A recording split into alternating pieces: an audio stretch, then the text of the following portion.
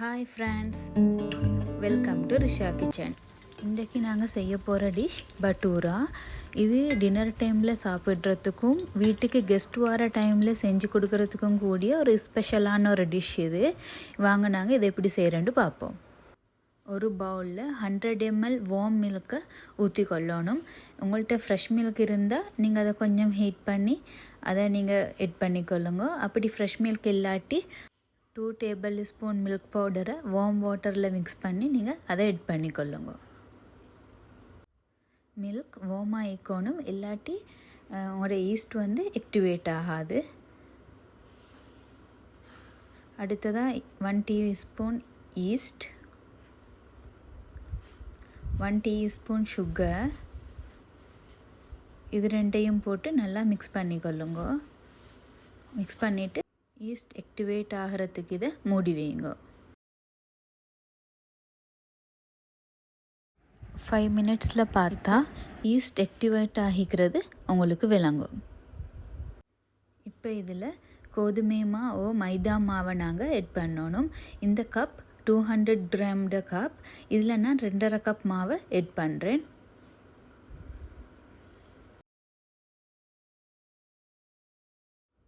தேவையான அளவு salt, 3 tablespoon curd தயிர்,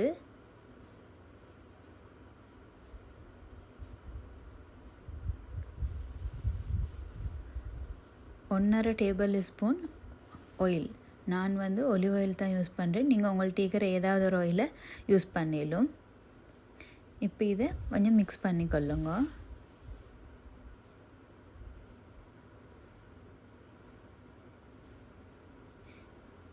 இப்போ நீங்கள் இதை நல்லா கையால் பிசைஞ்சு தேவையான மாதிரி நீங்கள் தண்ணியை ஊற்றிக்கொள்ளுங்க. நாங்கள் ஏற்கனவே 100 ml மில்க் ஊற்றிக்கிறதால தேவையான மாதிரி பார்த்து ஊற்றிக்கொள்ளுங்க. இந்த டோ ஹார்டாகவும் மீக்கப்படாது, தண்ணி மாதிரியும் மிச்சம் ஊற்றி லூஸாகவும் மீக்கப்படாது. ஒரு சாஃப்டான ஒரு இதில் பதத்தில் ஈக்கணும். நல்லா இதை பிசைஞ்சிக்கோங்க. ஒரு 10 minutes மாதிரி நல்லா பிசைஞ்சாதான் நாங்கள் செய்கிற இந்த பட்டூரா நல்லா சாஃப்டாக வரும். இப்போ இதுக்கு மேலால் கொஞ்சம் எண்ணெயை பூசி வைங்க. இப்போ நாங்கள் இந்த டோ ப்ரூஃபிங் ஆகிறதுக்கு பொங்குறதுக்கு 2 hours மாதிரி மூடி வைக்கணும். ஹீட்டான பிளேஸில் நீங்கள் இருக்கிறேன்னு சொன்னால் 1.5 hour மாதிரி வச்சா போதும்.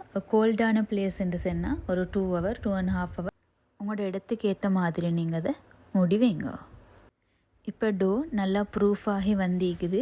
இப்போ இதில் இருக்கிற ஏர் பபிள்ஸ் வெளியில் போகிறதுக்கு நல்லா அதை கொஞ்சம் பஞ்ச் பண்ணணும். நான் முன்னுக்கு சொல்லிக்கிற மெஷர்மெண்ட்ஸ் எல்லாம் 4 to 5 பீப்புளுக்கு சர்வ் பண்ணுறதுக்கு மாதிரியான மெஷர்மெண்ட் தான். நீங்கள் உங்களோட ஆட்களோட நம்பர்ஸுக்கு ஏற்ப நீங்கள் அதை அட்ஜஸ்ட் பண்ணிக்கொள்ளுங்க. இப்போ டோவை நல்லா உருட்டி சின்ன சின்ன போல்ஸாக நீங்கள் அதை கட் பண்ணி எடுத்துக்கொள்ளுங்க.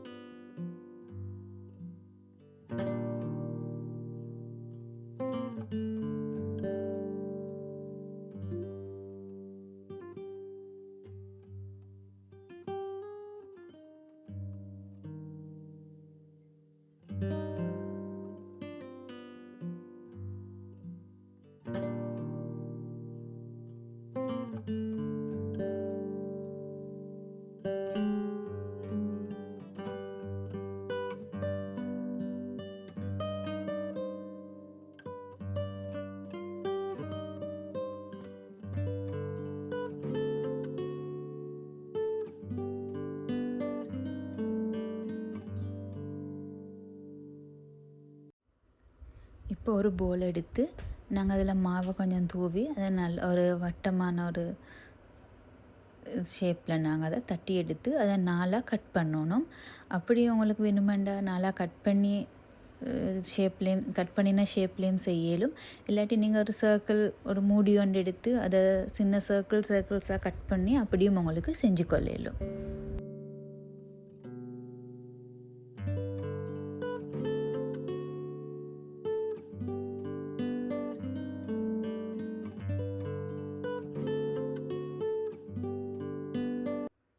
இதில் தடிப்பம் இப்படி இருக்கணும். மிச்சம் தடிப்பமாகவோ மிச்சம் மெல்லிசாவோ தட்டவானம் ஒரு மீடியம் சைஸ் இதில் அதை தட்டி எடுத்துக்கொள்ளுங்க.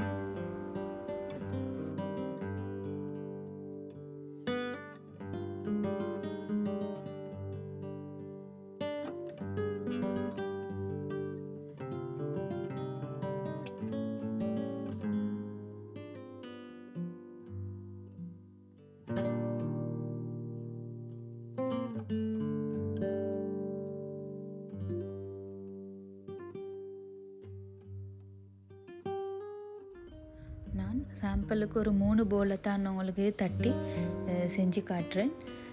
மற்ற போல்ஸையும் நாங்கள் இது மாதிரி தட்டி எடுத்துக்கொள்ளணும். ஒரு ஃப்ரையிங் பேனில் தேவையான அளவு ஆயிலை ஊற்றி அந்த ஆயில் நல்லா காஞ்சதுக்கு பிறகு அதில் ஒவ்வொரு பீஸாக போட்டு நாங்கள் பொரிச்சு எடுத்துக்கொள்ளணும். ஃப்ளேமை நல்லா ஹையில் வச்சே நீங்கள் இது எல்லாத்தையும் பொரிச்சு எடுத்துக்கொள்ளுங்க.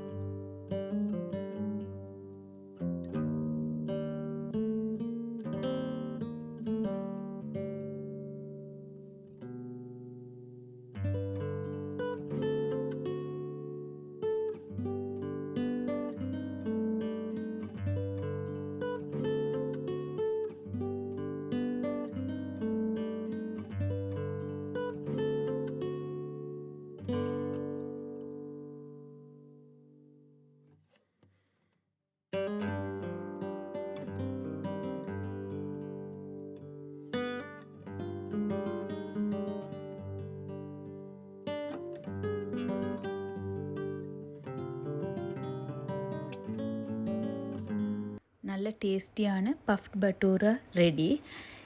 இப்போ இதை நாங்கள் எந்த கறியோடையுமே எங்களுக்கு இதை சர்வ் பண்ணிலும்.